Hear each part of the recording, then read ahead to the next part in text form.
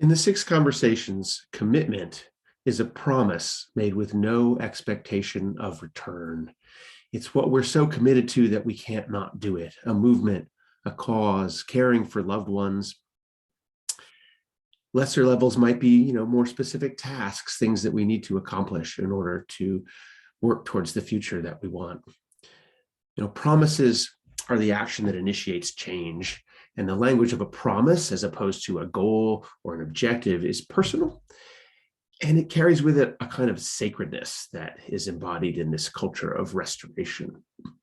It's a promise made to peers, and it's most powerful if it's made publicly. When a community has this conversation together, they can look at what's emerging and decide whether that's sufficient for the time being to bring forth the future that they stand for, or whether they need to talk more about what that future is and what they're capable of.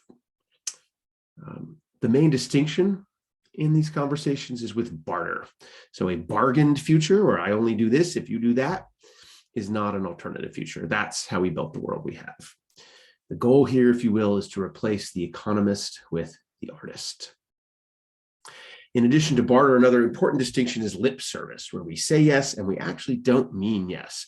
And that's the enemy of commitment. We might do it because we feel coerced or obligated, or maybe just to look good. But in any case, it destroys community when these kinds of false promises are made. We can work with a no. We know where we stand. We can make decisions based on that no. But lip service is another thing altogether. There always needs to be fine to say no in these conversations, to say there's no commitment or promise that I'm willing to make at this time. Another form of lip service is the non-committal language of maybe, or I'll try, or I'll think about it. And those statements might be technically true, unlike the yes that really isn't a yes, but they're not commitments in the sense that we're using the term here, because they're not something we can move forward with. We're left hanging and wondering whether or not we can have any expectation of this person taking these actions or not. And that connects to a pattern that I've noticed in these times when we're so busy, and also for those of us that are steeped in this culture of retribution, which is the sense of being very reluctant and afraid to make commitments. The idea that I might, first of all, do I even have the capacity to follow through on this? But and then if I don't, that not only will others be let down and think badly of me, but I will feel terribly guilty. I will punish myself. And that, I think, is the essence of this culture of retribution that these conversations are meant to replace. So while this promise is a sacred act and a commitment that you make, it also does need to be okay for you to change your mind.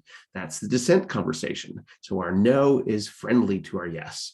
And if there isn't space to change your mind, then the yes, again, is held back, or maybe doesn't have the full power that it might. Now, if you can't follow through on something you promised, of course, it's crucial that you let people know that that's the case, ideally before they were expecting that it would have happened. And if there's any mess that's created, community is created by you being willing to help clean up that mess.